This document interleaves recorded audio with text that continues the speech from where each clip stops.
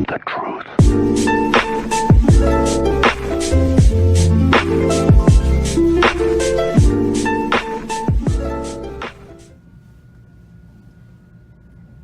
I wouldn't be surprised.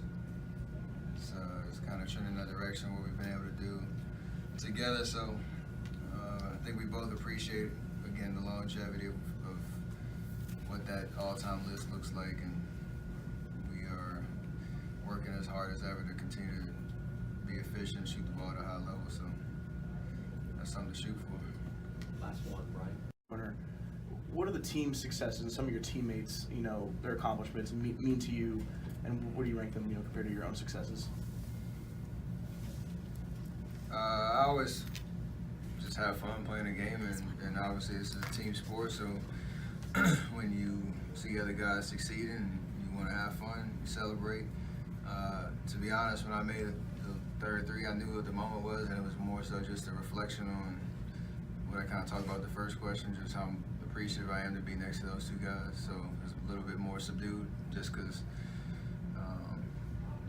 something I look forward to for a long time. So, but other, when Jonas hits a half-court shot, I actually was yelling at him right when he caught the ball, and he said he heard me. I think I said, like, let me see something, Jonas, and he launched it, looked good the whole way.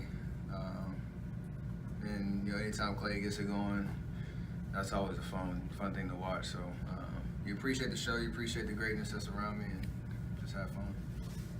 Steph, on nights like tonight where you and Klay are... Now that it's actually happened, just your thoughts on doing it, and just, that picture with your name with those other two. It's just a special accomplishment in terms of two guys that I know are trendsetters and stretching the imagination, three-point game. Doing it for many years, and people that I looked up to as a young kid playing the game. So kind of obviously with my dad, it sparked the love of shooting the basketball, and to have, like you said, look up on the list, and obviously I want to catch them and put together many more years at this pace, but just knowing those two guys are right in front of me, it's a special moment for sure, because I respect the game, I respect what guys have done before, and those two guys, again, those are guys I looked up to. Yeah, Steph, on that, what do you take away from Ray and Reggie in terms of what they did to make themselves good shooters, and how you may have applied that to yourself? It's the microphone, though. Anytime you watch it on TV, or if I was lucky enough to be in the building when they were playing, every time they shot it, I thought it was going in. And they all obviously have big moments. You could kind of chronicle each one of their big shots that they hit, but I always talked about Reggie specifically in terms of how he got his shots moving out the ball. Just his kind of savviness, using his body. His unorthodox shot was something I never really tried to idolize, but in terms of just having that confidence and being able to repeat the same motion over and over again. And I guess in terms of like how documented Ray Allen's work ethic was, the time he put into his craft, and even in the last 3-4 years of his career in Boston and Miami, they always said he was the one that was like 3 hours before the game, he'd be out there going through his routine, taking shots he expected to shoot and make. With playing the Bulls again after what happened maybe last time?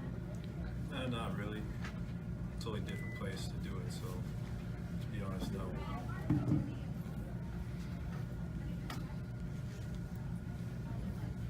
Klay, it seems like you've just been in a groove lately. How have you been feeling? Just what's your shot? How have you been feeling just what's your shot as of late over the last few games? I feel great. Played a lot of basketball at this point, and we have a lot more in front of us. Personally, I feel like I'm in great shape, feel fresh, mentally, physically, and it always helps when the ball goes in at a high rate. It does wonders for your confidence as well as your swagger out there, and just feeling good. Hey, Klay, with Steph climbing up the three-point list, I was wondering, just from a shooter's perspective, what kind of common threads do you see with Steph and Reggie Miller and Ray Allen that explain why they're so good at what they do? Well, there's this thing called talent they're born with, and if you work hard and harness that talent, you can become great. And I think those three are some of the greatest to ever put the ball in the hoop. And Steph will obviously be at the top of that list when it's all said and done. You thought about where you can get up on that list? Not really. Probably right behind him in second. Hopefully, I'll take that. You know where you are right now? No idea. I think I'm like low 20s. 21. 21. Regarding stuff, Steve often talks about his routine. What kind of jumps out to you when you obviously play with him last? Steph? Yeah. Just his hunger to stay great. He doesn't have to put as much work as he does. He's already reached the mountaintop, but he legitimately loves this game, and I think it shows in how he plays and how he works, and we all try to learn from him as best we can. And, something to Jonas. You got this, Jonas. Let's see it, Jonas. Something like that. And those guys practice those shots literally every day. That's how undisciplined our practice sessions are. We warm up, and all of a sudden, during the warm-ups, 10 guys are shooting half-court shots and balls bouncing everywhere. But Jonas is, he's like I said, he's not one of those guys who's afraid of anything. He doesn't care about missed shots. He's going to keep firing, and he'll take the half-court shot too. So it was fun to see that go in. I was going to kind of go there on that subject. Are you almost surprised these days when somebody actually does release that before the whole Yeah, everybody but Steph. Steph always takes the half-court shot. Most people, like I used to when I was a player, worried about my percentage. Maybe you take a half second too long.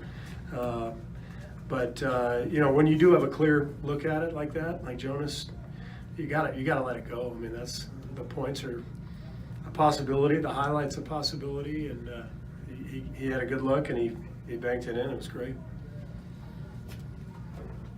The fact that Steph seemed to be more happy for Jonas than he was for himself, how emblematic of just his approach is that? Yeah, I mean, that's kind of been a hallmark of our team the last few years, and I think Steph sets a tone, but everybody's involved.